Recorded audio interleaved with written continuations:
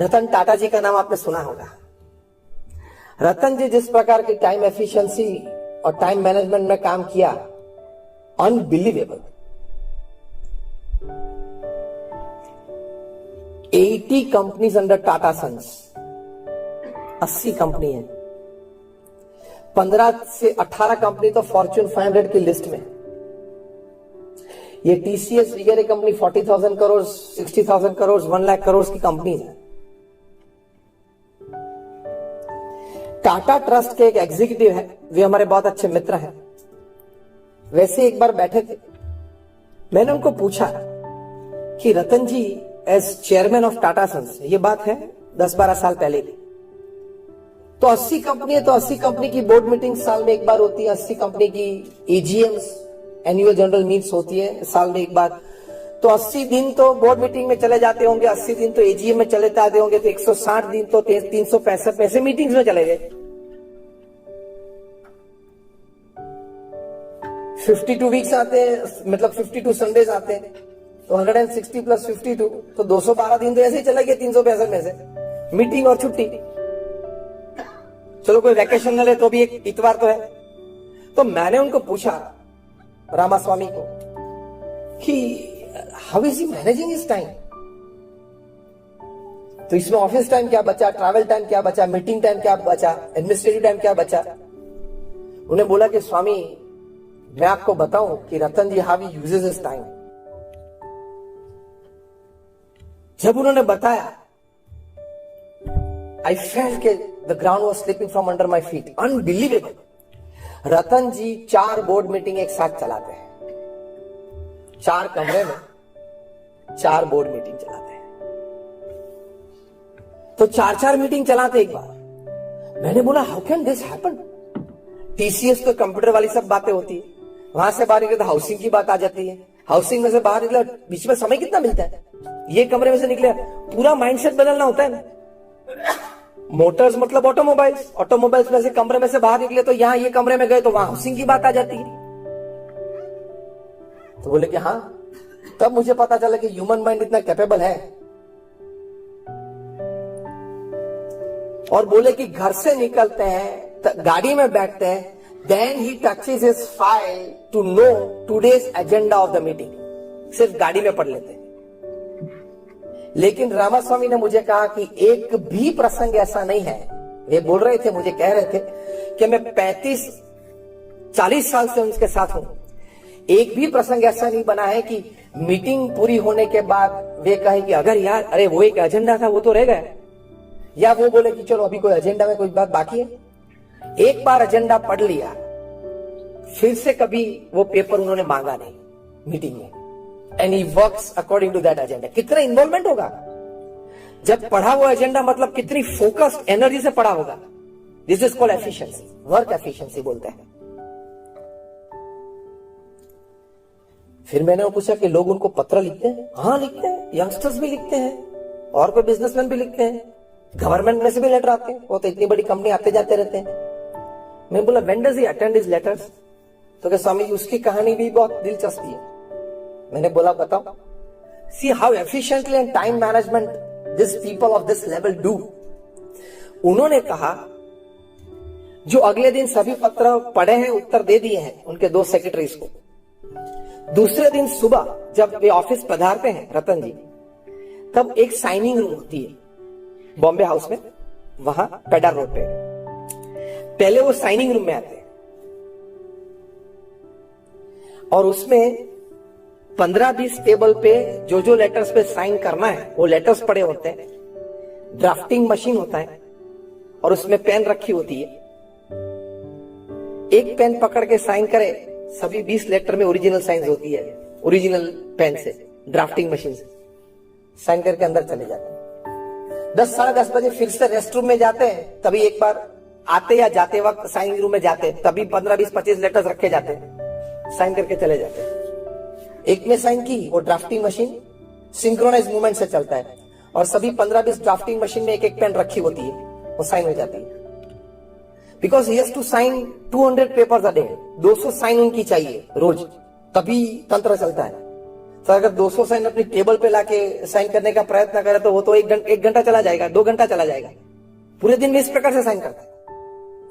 That means 200 signatures and the total time spent is not even 15 minutes. Work efficiency, time management. मैंने बोला पत्र कब पढ़ते हैं? तो कि वो पत्र नहीं पढ़ते। 2-3 जो सेक्रेटरीज रखे सिर्फ पत्र के लिए, वो पत्र पढ़ लेते हैं, अंडरलाइन कर देते, this are the important points.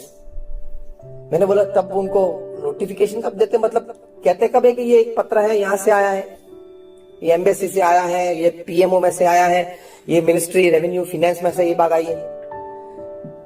जब वे अपनी ऑफिस से खड़े होके रेस्टरूम जाते हैं, ऑफिस से खड़े होकर लंच के लिए जाते हैं, ऑफिस से खड़े होकर गाड़ी तक जाते हैं, गाड़ी से ऑफिस तक आते हैं, तभी ये सेक्रेटरीज इंटरवल्स में खड़े होते हैं 2-2, 3-3 लेटर लेके कि सर बेल्जियम एम्बेसी से ये लेटर है, ये है, ये क्या करना है, एनी आंसर्स, डू दिस। वो रिकॉर्डर साथ में लेके घूमते हैं। रतन जी जो बोल लेते हैं as an answer to this letter, it is recorded and then they write it and type it down and keep on the drafting table, signing table the next day morning. कभी ऑफिस में तो ये letter मंगवाए ही नहीं, efficiency से काम करता है। हमारे गुरु है महंत स्वामी महाराज, अभी उनकी उम्र 85 साल की है, he is 85। He reads and answers more than 150 letters a day. लोग उनको अपने व्यक्तिगत प्रश्नों के लिए, पारिवारिक प्रश्नों के लिए महंत स्वामी महाराज को लिखते हैं। 150 से ज्यादा पत्र पढ़ते हैं, मतलब उनके भी सेक्रेटरीज हैं, पढ़ते हैं, उनको एसेस देते थे, वे जवाब दे देते हैं, वे लोग लिख लेते हैं बाद में रात को, और सुबह उनके पास साइनिंग के लिए आ जाते हैं। लेकिन at the age of 85 150 letters में साइन करते हैं रोज। ये जिम्मेदारी है इतनी बड़ी संस्था की। आप में से कौन ट्रस्टी सतीश जी 85 साल के हुए? देखो बैठे हैं, ये आदर्श है सभी के। तो आप भी जब 85-90 हो तब यहीं बैठना है। हाँ, सेवा तो सेवा ही है। जब 85 हो तब यही करना, बाकी का वो यतीश करेगा, धंधे का जो है वो करेगा। आप यहां बैठ जाना। मतलब अगर आप चाहे तो स्फूर्ति से, आनंद से, with energy you can always do social service. हृदय से अगर हो तो आपकी एफिशिएंसी बढ़ जाती है, टाइम मैनेजमेंट अच्छी तरह से बढ़ जाता है। तो ऐसी बातें, मतलब 80 कंपनीज को कंट्रोल करना, जब वे चेयरमैन थे और 40-50 साल तक वे चेयरमैन रहे। अभी तो वो चेयरमैन एमेरिटस है, एग्जीक्यूटिव चेयरमैन नहीं है रतन जी, लेकिन ये जिम्मेदारी 50 साल तक ये निभाना वो बहुत बड़ी बात होती है। मलाड में थे, मुंबई का एक सबब है मलाड, वहां थे, बहुत बारिश आ रही थी। वे तो अपनी रोल्स रॉयस में बैठे थे रतन जी, सिक्योरिटी व्हीकल आगे था, एक सिक्योरिटी व्हीकल पीछे था, और सिग्नल पे खड़े थे। उनकी नजर एक कपल पे पड़ी, यंग कपल था, हस्बैंड वाइफ थे, छोटा सा बच्चा था, मतलब 1.5 साल का होगा। उनके पास 2 व्हीलर था, बारिश बहुत थी, पानी भर गए थे, इसलिए उनका व्हीकल बंद पड़ गया। वो किक मारते थे, लेकिन चालू नहीं हो रहा था, और गीले हो रहे थे।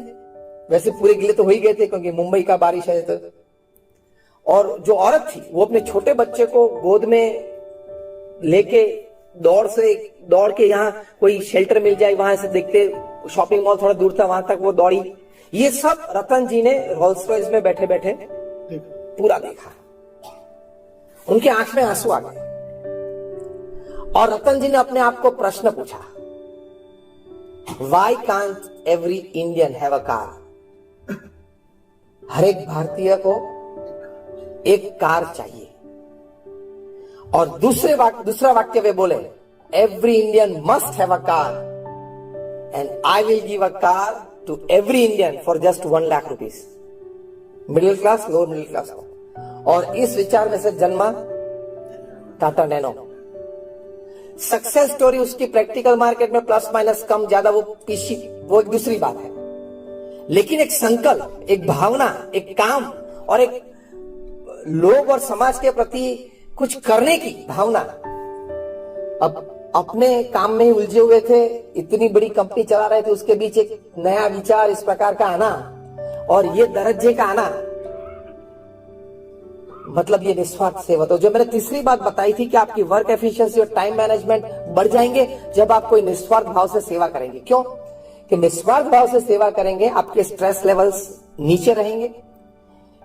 Selfless service has the power to reduce your stresses. This is scientifically prove, experimentally clinically proved है कि आप जब निस्वार्थ भाव से सेवा करते हो, कोई अपेक्षा के बिना, कोई भी संस्थान, छोटी मोटी, कहां भी आपको मन है, तो आपके स्ट्रेस लेवल्स, तनाव के लेवल्स कम हो जाते हैं, तो आप दूसरे दिन ज्यादा फ्रेश रह जाते हो।